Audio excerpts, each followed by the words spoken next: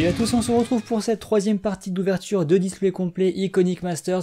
Donc comme je viens de le dire, c'est la troisième partie, donc allez voir la partie 1 et la partie 2 si ce n'est pas déjà fait. Donc dans la partie 1 il s'est pas passé grand chose, j'ai pas ouvert beaucoup de boosters, mais en même temps j'ai donné un peu quelques explications. Dans la partie 2 il y a vraiment eu des choses plutôt correctes, voilà, on va pas se mentir. Et donc dans la partie 3, techniquement on va se trouver des rares foils, des mythiques, des machins comme ça, parce qu'on n'a pas ouvert tout ça encore.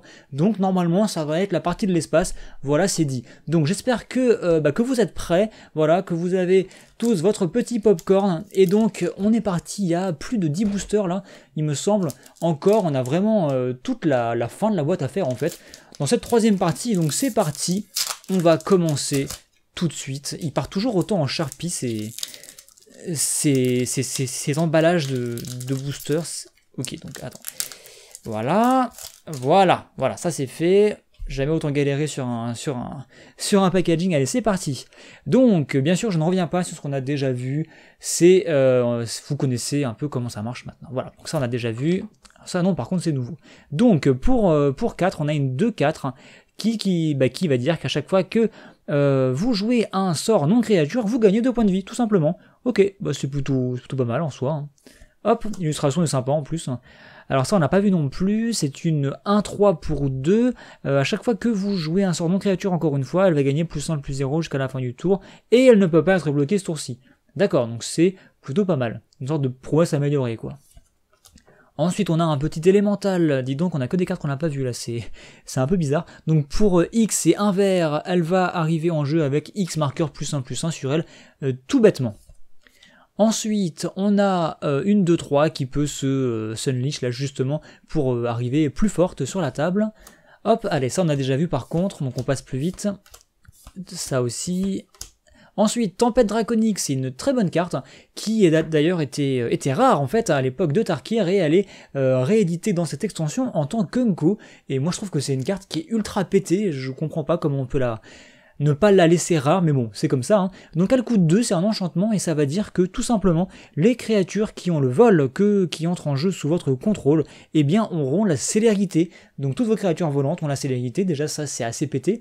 Et en plus, pour seulement 2, et en plus, à chaque fois que vous allez jouer un dragon, enfin que disons qu'un dragon va arriver en jeu sous votre contrôle, hein, il n'y a même pas besoin de le jouer, il va aller coller X blessures à... Donc c'est à une cible créature au joueur, où X c'est le nombre de dragons que vous contrôlez, donc c'est le même effet que le fameux fléau de Valkas, et je trouve ça ultra violent quoi, donc ok, super bonne carte.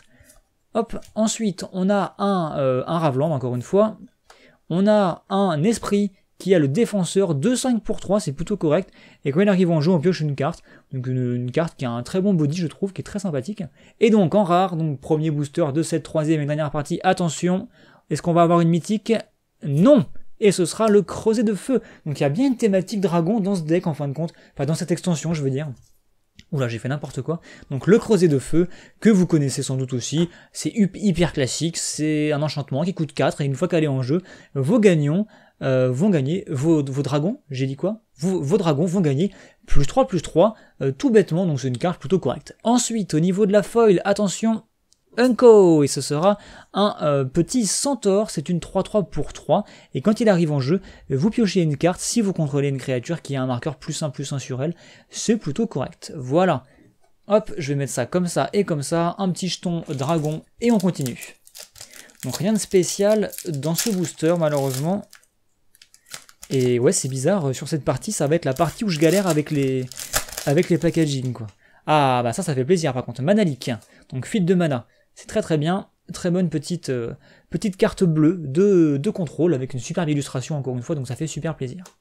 Le golem qu'on n'a pas vu non plus, donc 2-4 défenseurs et il peut payer en payant 2 et s'engageant, coller donc des blessures au joueur ciblé égal au nombre de créatures avec le défenseur que vous contrôlez. Donc il y a vraiment une sorte de thématique créature défenseur dans cette extension, j'ai l'impression. Donc pourquoi pas, ça peut être marrant de récupérer ça en draft, hein, ça peut être puissant.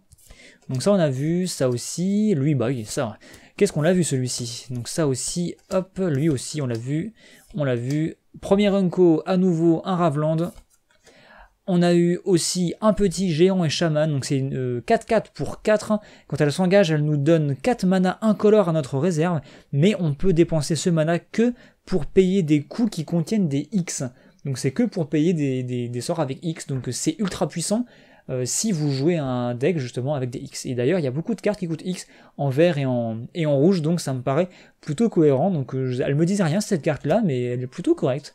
Et légendaire en plus, vous pouvez, même si vous le voulez, vous en faire un commandeur exprès, donc ça me paraît plutôt fun. Alors elle devait être rare à l'époque de Sombreland, je dirais, donc là elle est Unco, donc c'est marrant, ça fait une créature légendaire Unco du coup. Donc c'est plutôt cool, bah, je la connaissais pas, écoutez, mais elle est plutôt fun, ça me donne presque envie d'essayer de monter une liste avec, pour le côté fun. Doomblade, donc la lame du... Ah, la lame du destin? Non, je sais plus, ça doit être ça. Donc Doomblade, détruisez la créature non noire ciblée en éphémère, tout simplement pour de très bonnes petites gestions.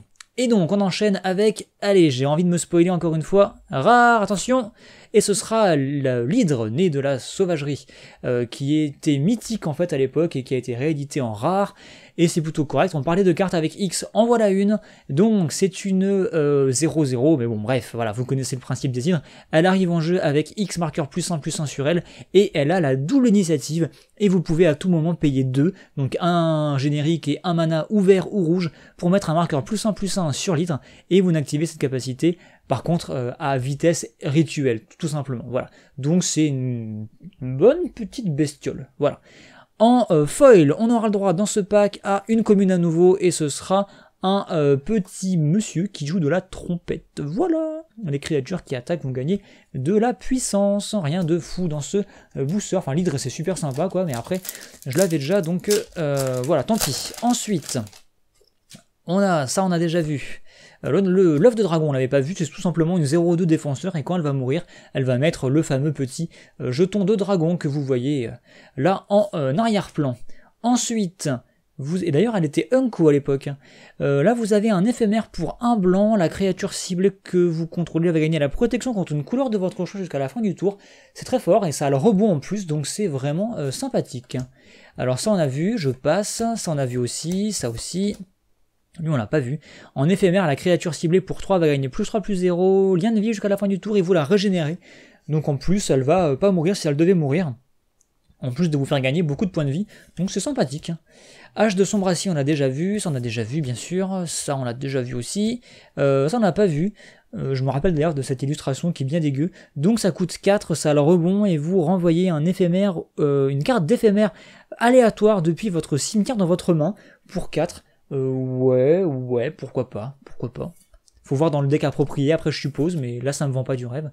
Ange illusoire, ça c'est vachement cool, pour 3, une 4-4 vol, vous allez me dire, ouais c'est un peu violent, par contre vous ne pouvez la jouer que si vous avez déjà joué un autre sort durant ce tour, autant vous dire qu'avec la cascade, c'est juste un peu pété, voilà, tout simplement. Un peu méga pété, donc très bonne carte de cascade, encore une fois. Et donc, attention... rare, mythique, n'importe quoi. La valeur de ciel Simic, voilà, que vous connaissez, qui est une superbe carte. Hein. Pour 7, on a une 6-6 vol piétinement linceul, elle peut pas être ciblée par des sorts ou des capacités. Ça fait vraiment une carte très difficile à gérer, qui va mettre des grosses baffes à votre adversaire, qu'en général vous ne payez pas pour 7, mais vous la réanimez, ou vous l'invoquez d'une manière ou d'une autre. C'est une très bonne petite carte. Après bon, voilà, je commence à l'avoir en plein de fois, donc elle ressort un peu dans pas mal de DH et de machins comme ça, donc ça sert un peu à rien de la repiocher ici, mais bon, pourquoi pas.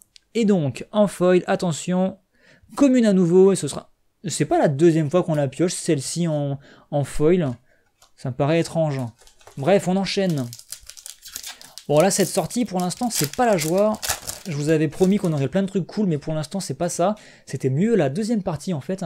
Donc bref, le fameux petit... Ah bah oui, le fameux petit chat qui est même pas un chat en plus, c'est un élémental, c'est une 1-2 pour 2, mais en fait, à chaque fois que vous allez jouer un éphémère ou un rituel, elle va prendre +3/+0 jusqu'à la fin du tour. Donc ça, c'est ultra pété. Il y avait des jeux bleu-rouge qui jouaient un peu là-dessus et qui faisaient en sorte de mettre extrêmement de blessures avec ce genre de cartes, c'est très puissant. Ensuite, on a une 1-3 vol avec la renommée, je me semble que c'est renommé, je dis à chaque fois, mais il me semble que c'est ça, voilà, tout simplement. Le fantasme, qui était la première carte qu'on a ouverte. Alors ça enchante une créature, la créature ne... Alors oui, c'est ça, on l'avait déjà vu en plus, ça dit qu'une créature ne pourra pas bloquer ce tour-ci. Ok, on l'avait déjà vu, donc on va pas revenir dessus. je ne m'en souvenais plus. Ça, on avait déjà vu aussi. Ça aussi, bah, les communes, maintenant, ça commence un peu à revenir, vous le savez. Alors ça, c'est un sphinx, créature artefact, qui est un peu dégueulasse au niveau de l'illustration, je trouve. Pour 7, vous avez une 4-4 vol, et quand elle arrive en jeu, vous choisissez un adversaire, et si ce joueur a plus de cartes dans sa main que vous, vous piochez autant de cartes que la différence. Ça peut vraiment être sympathique selon la situation, surtout si votre adversaire joue contrôle et qu'il a énormément de cartes en main, ça peut vraiment être intéressant. Ah, donc ça c'est... je sais plus le nom. C'est Lightning Helix tout simplement, donc pour 2 en éphémère, donc un rouge, un blanc. Vous allez coller 3 blessures à une cible créature ou joueur et vous gagnez 3 points de vie, c'est une très bonne petite unco. Le Mahamo Jin, donc le Jin Mahamo tout simplement, 5-6 vols pour 6, il me semble que c'était une rare à une époque. Voilà, donc rien de spécial. Attention, allez, la mythique c'est pour quand? C'est pour maintenant, attention! Urabrask, c'est le deuxième prétor qu'on ouvrira dans les mythiques, et bah, c'est 2 fois, alors j'adore Urabrask, ne me faites pas dire ce que je n'ai pas dit, j'adore. Après, vu que j'ai pas Gitaxias et Eleshnorn, je vous avouerai que c'est les 2 prédateurs que je préférais piocher. Là, on avait déjà pioché Vorinclex et maintenant Urabrask, donc franchement c'est cool, je m'en plains pas. Mais ça aurait été mieux de piocher d'autres prédateurs, voilà. Mais bon, je vais quand même en parler parce qu'il est ultra cool et je l'adore. D'ailleurs, je me prendrai peut-être le playmat à son effigie. Donc pour 5, vous avez une 4-4 qui dit que toutes les créatures que vous contrôlez ont la célérité et que les créatures que votre adversaire contrôle vont arriver toutes en jeu engagé. Donc ça peut vraiment faire des choses super sympas. Donc bah, bonne pioche. Voilà, bonne pioche. Après c'est une mythique, on peut difficilement avoir quelque chose de mauvais sur le slot de la mythique en général. Mais là, c'est cool. Ensuite, attention derrière parce que ce n'est pas fini. Comme une foil, voilà, rien de spécial. Mais donc ce sera notre première mythique de cette 3e partie, donc 2e mythique de la boîte. Donc normalement il y a encore une mythique qui traîne, et on n'est pas tombé sur notre rare foil, on est censé choper une rare foil à chaque fois, au moins une, normalement 2 même. Donc si ça n'a pas changé bien sûr depuis les dernières éditions Masters. Donc voilà. Alors ça on n'avait pas vu, quand elle arrive en jeu, vous mettez un marqueur plus en plus 1 sur une créature ciblée, très bien. Ok, c'est classique. Hop, ça on l'a déjà vu, on l'avait même pioché en foil. En éphémère, on l'avait pas vu celle-là. Ah si, on l'avait déjà vu, si. Ça aussi, ça aussi. Un Rarland à nouveau, premier unco. Donc là, c'est la Basilique d'Orzhov, justement. Je confonds souvent avec le reliquaire impie, mais c'est ça. Ensuite, on a un humain et gredin pour 2. C'est une 2-2, vous l'engagez, vous payez 3 points de vie, vous lancez une pièce, c'est pas commun ça. Et si vous gagnez 6 points de vie. Ah, vous payez 3 points de vie, mais vous pouvez en gagner 6. C'est un peu... ouais, ok, c'est pas forcément le genre de carte que je m'amuserais à jouer, mais bon, pourquoi pas. Ensuite, on a une créature illusion, encore une fois. Donc vous avez pour 5 une 4-1 flash, et à chaque fois qu'elle subit des blessures, vous piochez autant de cartes. Ça m'a l'air plutôt cool, parce que vous jouez ça en surprise quand votre adversaire attaque. Vous allez pouvoir donc lui bloquer une créature, et donc potentiellement le détruire, parce qu'elle a 4 en force, mais potentiellement surtout piocher plein de cartes. Donc c'est un chat en plus, c'est vraiment une carte très très correcte. Franchement, 5 après, mais franchement ça peut vraiment être rentable. Bref, attention, rare suivante, mythique à nouveau, mais dis donc on les enchaîne, et j'ai vu du bleu, est-ce que ce serait... Gitaxias, yes. Alors ça aurait pu être Manadren, on est d'accord, machin, etc.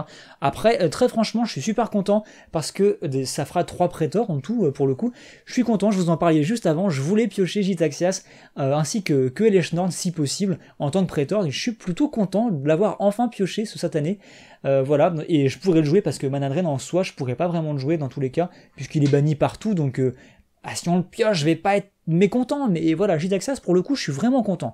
Alors, il coûte 10, et c'est une 5-4 avec le flash, vous allez me dire, ouais, d'accord, mais par contre, attention, au début de chaque étape de fin, vous piochez, de vos étapes de fin, vous piochez 7 cartes, voilà, rien que ça, déjà, ça met bien, donc faites attention, ça peut se retourner contre vous, vous pouvez mourir à la meule comme ça, puisque c'est, vous piochez cette carte, vous n'avez pas le choix, et par contre, la taille de la main de chaque adversaire est réduite de 7, donc potentiellement, à la fin de chaque tour, il doit se défausser de toutes les cartes qu'il a en trop dans sa main, donc c'est ultra violent, comme tous les prétors, en fait, donc je suis vraiment très content de l'avoir enfin pioché, Gitaxias, voilà. Attention, ce n'est pas fini, la foil, rare foil, enfin, notre rare foil, attention, ça peut être tout et n'importe quoi, et ce sera Et ce sera l'un des 5 dragons de Kamigawa, le vert en plus. Alors, en plus non, ça aurait été mieux que ce soit le noir bien entendu, mais le vert il est sympa comme tout aussi. Les nouvelles illustrations sont splendides, donc là franchement c'est vraiment cool d'un point de vue collect en tout cas, pas forcément d'un point de vue jeu mais d'un point de vue collect. Et qu'est-ce que ça fait? Pour 6, on a une 5-5 vol, et quand elle meurt, hein, c'est toujours ça les 5 dragons de Kamigawa, c'est quand ils meurent, et bien quand ils meurent, on va pouvoir distribuer 5 marqueurs +1/+1 sur nos créatures, donc voilà, donc c'est plutôt correct. Voilà, donc notre rare foil, la voilà, et normalement on est censé en piocher une deuxième dans cette boîte, si ça n'a pas changé. En tout cas, j'ai toujours ouvert au moins 2 rares foils dans ce genre de boîte, donc c'est cool. C'est plutôt cool, et dans le même booster que la mythique en plus, ça arrive souvent ça en général, qu'il y ait des boosters un peu pétés comme ça. Alors ça, je sais plus si on l'avait vu, si, bah de toute façon, les communes maintenant, ça me paraît un peu déjà vu. Voilà, bien sûr, voilà, je me suis dit je vais tenter de les ouvrir comme ça, mais ça va tomber, et ça n'a pas manqué, je suis désolé. Donc ça on a déjà vu. Alors premier Unco, un petit donc Sangami, voilà, donc c'est des pseudo hobbits en fin de compte, hein.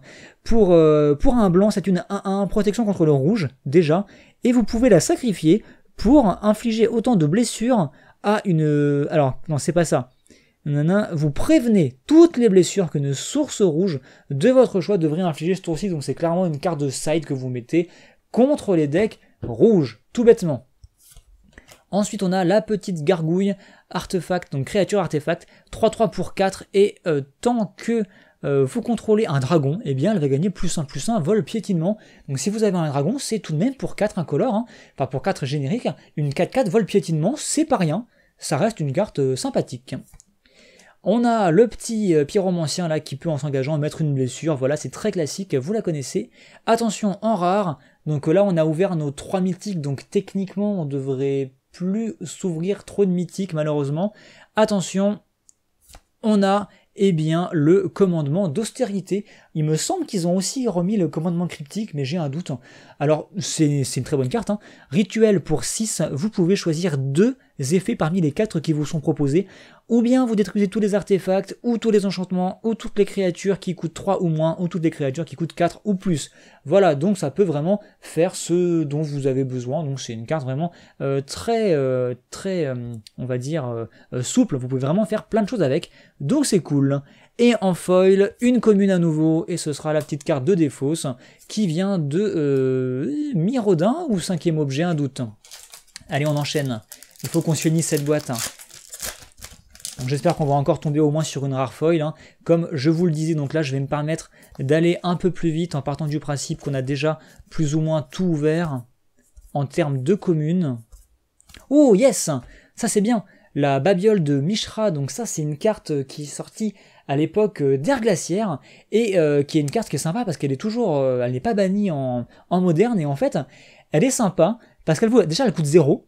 Et concrètement, en s'engageant, elle vous fait piocher une carte. Elle a un effet qui vous permet de voir la carte de votre de voir la carte du dessus de la bibliothèque, c'est ça il me semble, hein, d'un adversaire, ok pourquoi pas, mais surtout elle vous fera piocher une carte.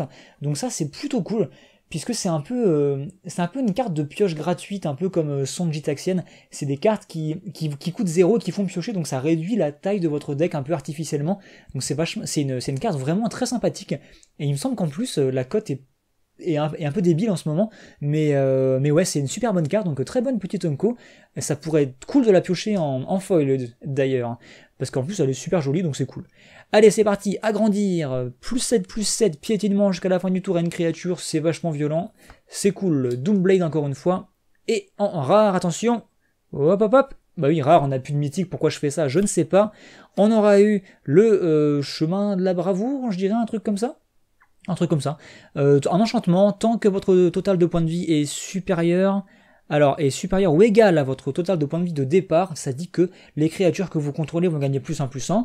Voilà, c'est un petit bonus. Et en plus, à chaque fois que l'une ou plus de vos créatures attaquent, vous gagnez autant de points de vie que le nombre de créatures attaquantes. Donc c'est plutôt pas mal ça. C'est vraiment une carte qui vous fait gagner des points de vie et qui booste vos créatures. Pourquoi pas. En foil, attention, on aura eu la Guivre. Voilà. Que sympa, en plus elle est super jolie, donc c'est cool, bonne petite foil. On enchaîne, il nous reste 5-6 boosters là, on va essayer d'aller plus vite. Hop, allez, c'est parti. Donc, allez, les communes, c'est parti. Donc il y a quelques-unes qu'on n'avait pas vues, voilà, il y avait une araignée qui est à la portée, une petite volante, voilà, ça qui nous permet de gagner des points de vie. Donc je passe, hein, je me permets, comme ça on gagne du temps. Un petit, ça elle est pas mal celle-ci, elle nous donne du mana à notre réserve, voilà. Elle est Unco, c'est parti. Donc là on a quelque chose avec le rebond qu'on a déjà vu en plus, hein. Donc je passe, ça c'est pas mal, c'est ulcération je crois, en éphémère, pour 1 noir la créature ciblée va gagner. -3 jusqu'à la fin du tour, ça permet de tuer des créatures indestructibles, je vous le rappelle, et ça vous fait perdre 3 points de vie par contre, en malus. Boule de feu que vous connaissez, vous payez X, vous pouvez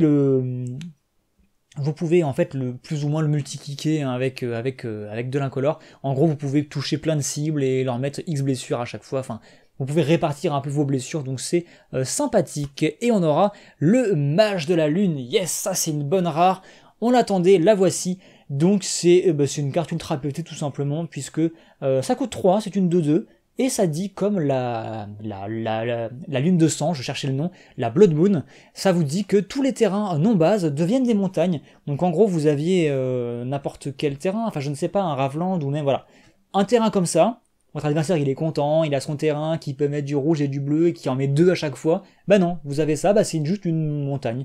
Donc en gros elle peut juste engager et mettre un rouge. Voilà, donc ça sert à ça. Et en général, si votre adversaire n'y est pas préparé et qu'il n'y joue pas rouge, et qu'il joue beaucoup de terrain non base, ça risque carrément de le faire perdre, donc c'est vraiment, vraiment sale. Donc très très bonne petite carte dans les jeux rouges, enfin mono rouge ou bicolore, c'est vraiment très sympa, donc super bonne pioche. Ensuite, en foil, on aura le droit à un petit chasseur, voilà, un petit... c'est même pas un chasseur, je crois, c'est une petite carte, voilà, qui est sympa. Alors ça c'est bien, mage de la lune. Ça remonte un peu le niveau de l'ouverture. Bon, on n'a pas ouvert des trucs dégueulasses, hein, mais voilà, là, vraiment une bonne pioche, quoi. Allez, on enchaîne. Donc je passe vite sur les communes, vous m'excuserez, ou vous me remercierez, hein, ça dépend. La manivelle à esprit, une carte à combo, sympathique comme tout, à chaque fois qu'un adversaire perd des points de vie, et ben il va se meuler d'autant de cartes en fait. Et il y a des cartes qui ont l'effet inverse, qui dit qu'à chaque fois qu'il se meule, il perd autant de points de vie, ça fait des combos débiles, ça peut permettre de faire des choses très sympathiques, donc très bonne petite unco. Là on a un troll qui peut se renommer, qui peut se régénérer, c'est classique. Une carte qui peut devenir assez puissante d'ailleurs. La fameuse sorcière qui était rare, qui a été rééditée en Unco et qui fait des trucs avec le chaudron et le triton dont je vous parlais tout à l'heure, ou hier, ça devait être dans la vidéo d'hier il me semble. Donc voilà, la voilà. Et donc en rare on aura le droit à le deuxième, non c'est le 3e dragon qu'on ouvre. Alors franchement c'est ouf, hein, parce qu'on a ouvert 3 dragons, mais tous, sauf le blanc et le noir, qui sont les 2 qui m'intéressent, quoi. Donc, après, je suis content, parce que les illustrations étant vraiment super jolies, les nouvelles illustrations, moi, je les voulais, de toute façon, ces dragons-là, donc c'est cool de les ouvrir, je suis content. Mais si j'avais pu piocher le noir et le blanc, ça aurait été mieux, quand même, bref. Alors, Yusei, l'étoile... l'étoile du... Non, pas du soir, si, je sais plus. L'étoile tombante, ça me paraît bizarre, je ne sais plus. Pour 6, une 5-5 vole, et quand elle meurt, elle colle 5 blessures à chaque créature qui ne vole pas. Donc ça peut vraiment faire réfléchir votre adversaire avant de la détruire. Donc c'est cool, en multijoueur, c'est très fun. Et on enchaîne avec une commune, le fantasme de Jay, ça c'est cool par contre, très bonne petite foil, je suis plutôt content. Allez, c'est parti, on va finir cette boîte en s'ouvrant encore un truc ou deux. Normalement, il devrait y avoir une rare foil qui traîne, je l'espère. Hop, ça on l'avait pas vu, mais c'est sympa, ça fait gagner des points de vie. Hop, première unco, attention, windfall, donc chaque joueur se défausse de sa main et pioche autant de cartes que le joueur qui avait le plus de cartes en main, donc c'est cool, très sympa comme petite unco. Ange de Serra, bien sûr, il fallait retrouver l'ange de Serra, 4-4 vol vigilance pour 5, vous la connaissez. Le centaure qu'on avait pioché en foil et en rare, attention, on aura le droit à... Yes! Yes, yes, yes, la fiole d'éther, yes! Franchement, là, je peux pas être plus content que ça.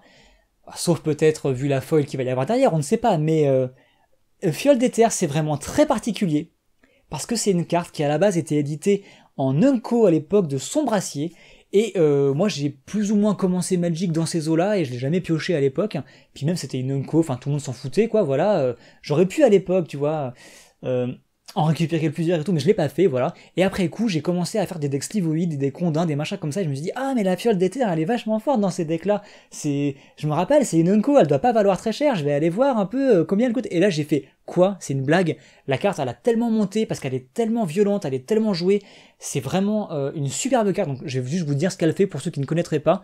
En fait, au début de votre entretien, vous pouvez, si vous le désirez, rajouter un marqueur sur elle. Voilà, vous n'êtes pas obligé. Et ensuite, vous pouvez à tout moment l'engager et vous pouvez mettre une créature que vous avez en main qui coûte exactement le même coût converti de mana que le nombre de marqueurs qu'elle a sur elle et vous la mettez en jeu. Et ça peut se faire même durant le tour de votre adversaire et tout, il n'y a aucun problème. Et c'est ultra fort quand en général en ondin ou en slivoïde par exemple, vous la calez sur 2 et à chaque tour vous avez une créature bonus, enfin sur 2 ou sur 3. C'est vraiment sale. En plus c'est même pas légendaire, vous pouvez en avoir plusieurs, enfin, bref c'est débile. Et pour la petite histoire, elle a été rééditée, donc je sais plus dans quelle boîte, Eternal Masters ou Modern Masters ou un truc comme ça. Je crois que c'était Eternal Masters, j'ai un doute. Hein. Et j'avais ouvert plein de boîtes et je l'ai jamais pioché alors que c'était une rare et j'étais dégoûté. Et là je me suis dit, bon allez, en Iconic Masters, elle ressort, en plus elle est en rare. Allez, ce serait bien quand même. Et là je suis content, elle est tombée. Je suis content, voilà. Fiole d'éther, je suis content. Voilà, je pense que vous avez compris là que j'étais plutôt content, donc c'est cool. En plus, sur la fin de la vidéo, ça va bien finir notre boîte, je suis content. Allez, c'est parti. En commune, voilà. En foil, je voulais dire, on aura le petit Berserker, qui est même pas un Berserker en plus, je sais pas pourquoi je dis ça. Donc voilà, il nous reste, 3 boosters pour finir cette boîte. Ah, je suis content, la Mage de la Lune, Fiole d'éther, on s'est enchaîné des choses vraiment sympas, ça fait super plaisir. À moins qu'il y ait un bon gros truc qui sorte là. Oula, je pense que c'est bon. Moi, franchement, très franchement, là, je suis content, quoi. Allez, c'est parti. Donc 2, 3... Ah, mais il y a plein de cartes qu'on n'a pas vu là. Non. C'est nul. Donc un petit buff, ça on l'avait vu. Celle-ci qui est sympa, qui a la prouesse encore une fois. Voilà, qui nous fait piocher des cartes, elle est sympa comme tout. Là, on a une petite carte avec le défenseur qui peut, en se mettant des marqueurs sur elle, nous mettre du mana, donc c'est assez classique. Un Ravland, le Guilmage de Viscopa, qui d'ailleurs combotte avec la carte Lien Sanguin, dont je vous ai parlé tout à l'heure, qui fait des effets sur les points de vie, justement, et qui peut faire un combo infini avec la carte Lien Sanguin, donc c'est cool, ça fait plaisir de la revoir. Elle aime le ressusciter, mais il fallait qu'on la pioche, voilà. Alors, ça c'est une carte qui est très importante à mes yeux, c'est une carte qui est sortie à l'époque en rare, en fléau, et qui était genre dans les tout premiers boosters que j'ai ouverts quand j'ai commencé vraiment à collectionner Magic, je l'ai ouverte à l'époque, et c'était ma carte préférée pendant très longtemps parce qu'elle est juste trop stylée et tout. Et là, ils nous sortent une superbe réédition avec une superbe nouvelle illustration, vraiment remise au goût du jour, ça fait super plaisir. Mais ils la sortent en Unco. Alors, ok, vous allez me dire, bah c'est cool, tu devrais être content, tu la pioches plus facilement, elle coûte moins cher et tout. Ouais, mais juste pour le principe, quoi, l'avoir avec le petit symbole rare, ça aurait quand même été plus sympathique, je trouve. Mais voilà, je vais pas me plaindre. Voilà, c'était la petite minute plainte, mais je vais arrêter parce que sinon la vidéo n'est pas finie. Et donc, bah, je vous rappelle ce qu'elle fait si vous ne connaissez pas. Elle coûte quand même 7, hein, dont 2 noirs, 2 rouges, c'est un peu violent. Mais par contre, c'est une 4/4 vol. Quand elle arrive en jeu, vous ramenez un dragon que vous avez dans votre cimetière et vous la remettez en jeu. Voilà, donc il va réanimer un dragon. Donc en général, ce que vous faites dans un jeu réanimation dragon, vous la mettez au cimetière avec des autres. Vous payez un sort de réanimation, vous la ramenez elle, et elle va ramener un autre dragon. Donc voilà, ça marche comme ça. Et après, en plus, elle a un buff, mais un buff qui va booster tous vos dragons. Alors attention également les dragons adverses, donc il faut faire attention à ça. Mais voilà, donc c'est vraiment une carte que j'adore, donc c'est super cool. J'ai commencé à désespérer de la piocher, mais c'est cool, donc voilà, je suis content. Allez, on enchaîne avec une bonne carte, encore une fois, un bon terrain, donc ça fait partie justement des Filterlands dont je vous parlais, donc des Filterlands dont je vous parlais dans la partie numéro 2 de cette ouverture, et je vais pas revenir dessus, mais c'est l'une des cartes initialement sorties en Vision de l'avenir, donc c'est cool, on a pioché ça, c'est cool, toujours très bon à prendre. En foil, on aura le droit à nouveau un Ravland, je crois que c'est le deuxième Ravland qu'on s'ouvre en foil, et il nous reste 2 boosters, donc on va faire l'ange et on finira par le booster avec Eleshnorn. C'est parti. Alors, est-ce qu'on va tomber sur une rare foil encore, ou est-ce que tout espoir est perdu? En 2 boosters, ça me semble chaud, mais... Alors ça, c'est une petite 5-5 suspension 5, voilà. Ça, c'est un petit éphémère qui a plusieurs effets. Vous pouvez ou bien détruire un artefact, ou bien mettre un marqueur plus... Ah non, faire gagner +1/+1 piétinement à une créature jusqu'à la fin du tour, ou retirer des marqueurs d'un permanent sur la table, ou en suspension. Donc ça fait des choses, c'est sympa comme tout. Voilà, claustrophobie, le machin chose, et on enchaîne avec les Unco. Donc on aura un zombie qui est assez stylé en fin de compte. Je sais pas si vous voyez ça. Donc pour 4, on a une 3-3, merci le focus. Allez, une 3-3 qui a le vol tant que vous contrôlez un dragon.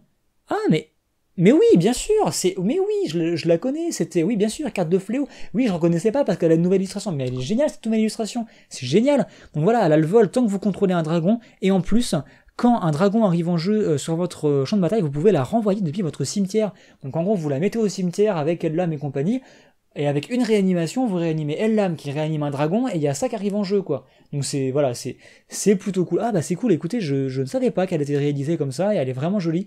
Donc c'est cool, je suis super content. Voilà. Ensuite, un dragon, donc dragon Noxious Dragon. Je crois que c'était une carte rare à l'époque, de Tarkir, il me semble. Donc je me trompe peut-être. Pour 6, on a une 4-4 vol. Quand elle meurt, vous pouvez détruire une créature ciblée qui coûte 3 ou moins. Je me trompe peut-être, hein, peut-être qu'elle était pas rare. Mais en tout cas, c'est sympathique, c'est un bon petit dragon. Un Raveland, en rare, attention, hop, on aura eu, pas un truc fou, hein, ça dit, c'est un enchantement, légendaire par contre, hein, toutes les créatures gagnent -1/-1, pour 4, c'est pas la folie. Attention, on aura eu le droit à le spectre, en foil, voilà, donc rien de plus. Et dernier booster, donc si les ratios que je connais et que j'ai expérimenté sont respectés, on est censé avoir une rare foil dans ce booster. Sinon, on aura eu tout simplement une boîte avec une seule rare foil, et il me semble que ça m'est jamais arrivé, donc voilà. Donc logiquement, on devrait avoir une rare foil, mais bon, voilà, la logique, voilà, peut-être que les ratios changent, je n'en sais rien, nous verrons. Allez, c'est parti, donc on va se spoiler jusqu'à la fin, je pense. Donc voilà, Unco, c'est parti. Donc dernier booster, hein, je précise, hein. Enfin, je rappelle plutôt, la boîte est vraiment vide pour le coup. Hop. Hop. Attention, la rare, on aura le droit à Jour des Dragons. Donc, comme je le disais, on est bien tombé sur 3 mythiques. Hein. J'ai l'impression qu'ils font ça maintenant, c'est 3 mythiques et c'est tout. Donc, on aura eu 3 prétors en tant que les 3 mythiques. Donc, c'est plutôt cool, hein, même s'il y avait d'autres choses intéressantes à piocher. Et donc, Jour des Dragons, c'est sympathique comme tout, ça coûte 7. Fléau, encore une fois, hein, donc moi, ça me parle. Hein.